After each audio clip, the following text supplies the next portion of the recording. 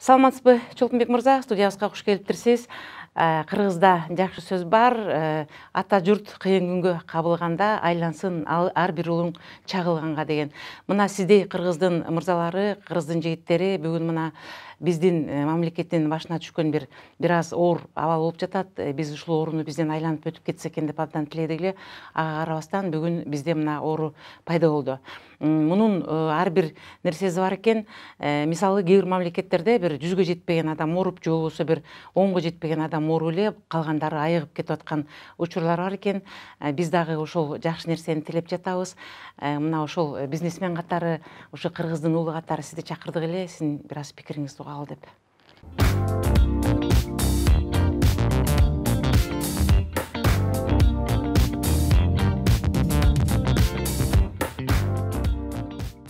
Саламатсыздар.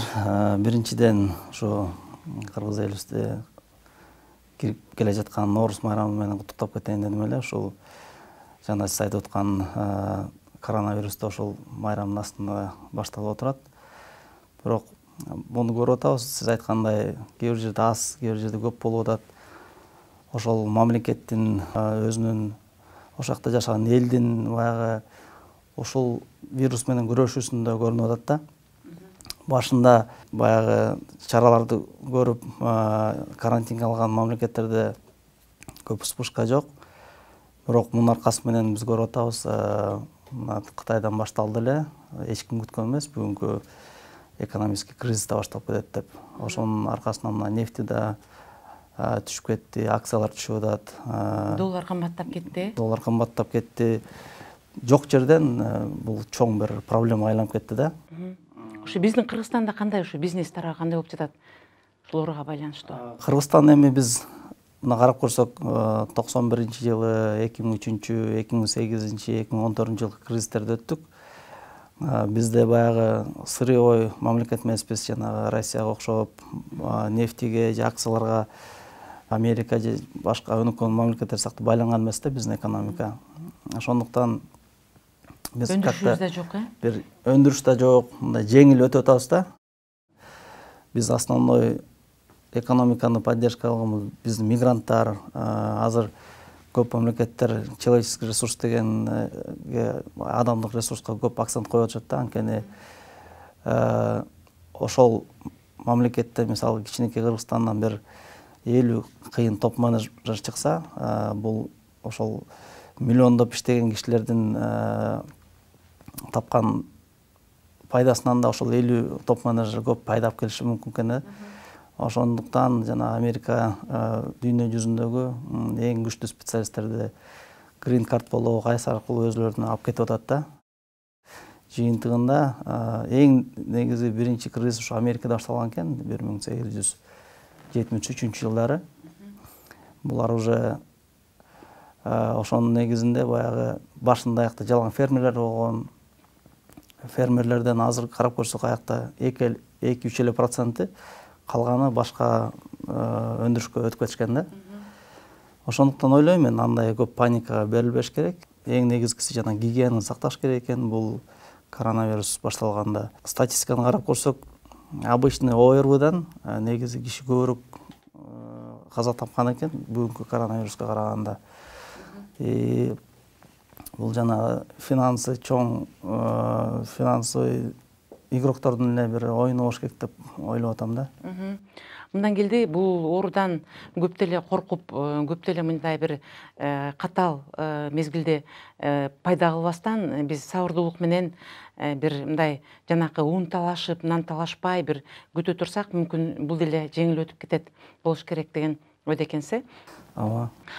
Сиз жетектеген компания боюнча дагы биздин суроолор бар эле. Коомчулук бул жөнүндө да кызыгып сурап жаткан. Эмарк строй менен Эмарк групп экөөнүн айырмасы кайсыл? Же экөө бир эле компаниябы деген суроолор тууп жатат. Жакындан бери бир туура эмес маалыматтар дагы таркап жатат. Ошол боюнча да айтып кетсеңиз. Чындыгында ошол сиз эле эмес, көп жерден сурап атышат, биздин сайттарга жазып атышат.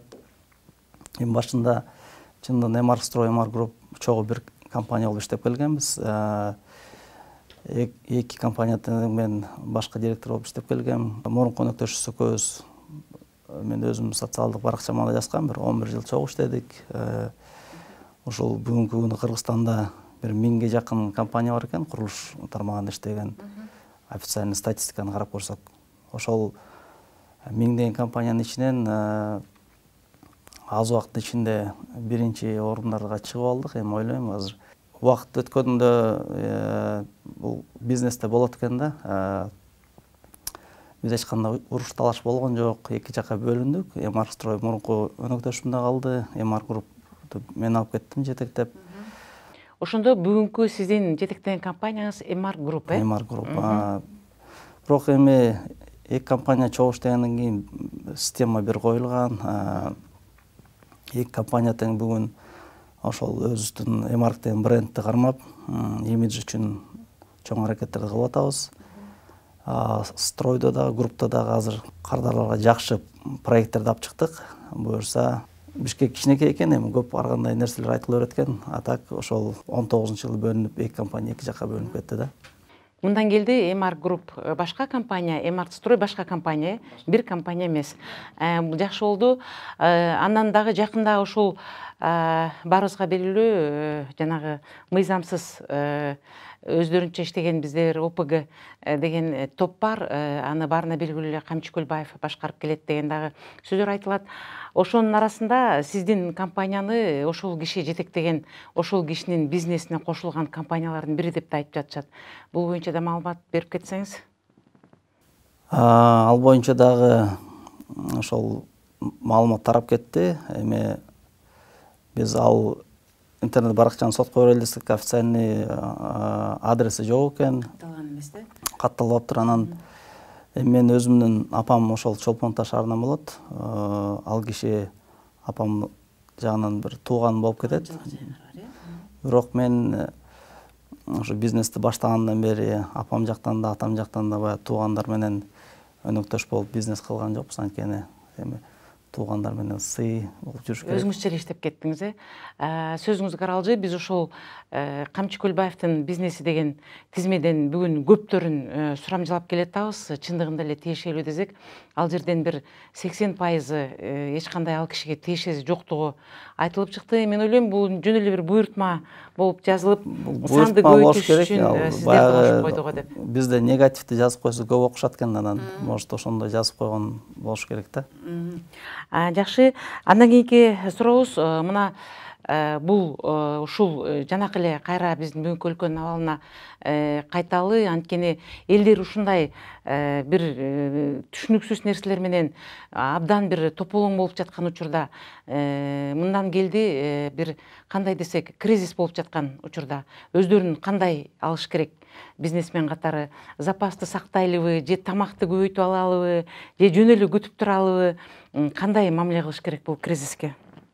Кризис эми мындай экен да, кризис жаңы мүмкүнчүлүктөр деп коет да. Кризисте баягы көтөрүлүп кеткен мамлекеттер бар, компаниялар бар. Ошол мамлекет, компания өзүнүн стратегиясын туура койсо, бул жерден утушу мүмкүн да. Мисалы, курулуш тармагын алып көрсөк, кризисте баягы компаниялар баасын түшүп да, бир 15-20%га чейин түшүп атат. Бул мисалы кризис, эгер дүйнөлүк кризис болсо, бир 2-3 жылга чейин созулуп атат. 3 жыл кардар өзүнүн акчасын чөнтөгүндө кармап жата бербей, акча турган акчаны бул инвестиция кылыш керек да. Инвестиция кылбаса, акчанын наркы түшүп кете берет. Ошондуктан мен ойлойм, эгер ушул курулуш тармагын алсак, Кыргызстанда статистика боюнча ар бир жаранга эң кичинекей квадратный метр болуп атат да. Ошол СНГ мамлекеттердин ичинен. Демек, кайсы гана компания салбасын, карасаңыздар, бош турган батир жок да, баары сатылып кеткен. Бул деген ошол батирлерге талап муктаж чоң экени көрүнүп турат да. Ошондуктан эч кандай паника, мүмкүнчүлүгү бар деген. Мүмкүнчүлүк бар. Биз Москвада диаспора менен жолукканда ал жерде айтышты, келген мигранттын 80% эле ошол батир алганы келген жарандарды. Ошондуктан мисалы карап көрсөк, 91-жылы бир бөлмөлүү батир $500 болсо, бүгүнкү күнү ошол 30-40 жыл болгон Союз убагында салынган панельный батирелер 25 мың 30 мың доллардың тегерегинде болот да. Бул деген инвестициянын жакшы бир булагы болуп атат. Ошондуктан мен ойлойм эч кандай азыр кыргыз эл буга чейин дагы канчалаган кыйынчылыктарды өтүп келген да. Бул жерлерде жашап эле ата-бабаларыбыз ушул күнгө чейин келгенбиз да. Анан биз жөн гана айылда жана мындай нан жаап жесек дагы биз кыргыздар мен ойлойм эч кандай паника алдырбаш керек. Өзүбүздүн унубуз бар, өзүбүздүн этибиз, картошкабыз бар дегендей. Эң негизгиси жана ден соолукту караш керек.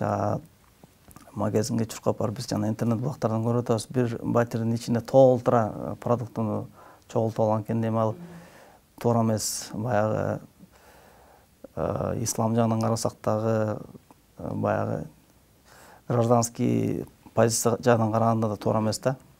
Пейли аштыкты билдирип жатат, Анан ушул бир белгилүү инсан катары бир элге кичине кайрылуу жасап, ушундай бир нерсеге айтып кетсеңиз, кандай? Ошо биз карап көрсөк, биз негизи жакшы эле мезгилде жашап атабыз да. Ошо 2020 деген жыл бул 1000 жылда бир келе турган жыл экен. Биз ошол мезгилдин замандаштары болуп атабыз.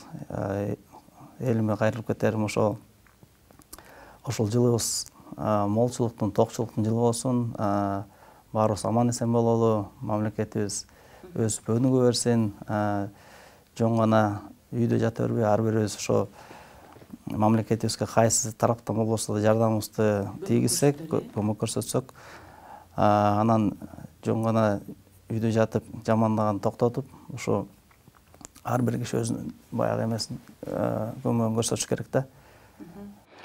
Биз буга чейин бизге жеткен маалыматтар боюнча сиз ушул көбүнчө жетим жесир муктаждарга да жардам берип келет деген маалыматтарды уктук эле. Бүгүн дагы ошол жактарын кааштырып жатасыздар да, элдер мындай абал болуп жатканда.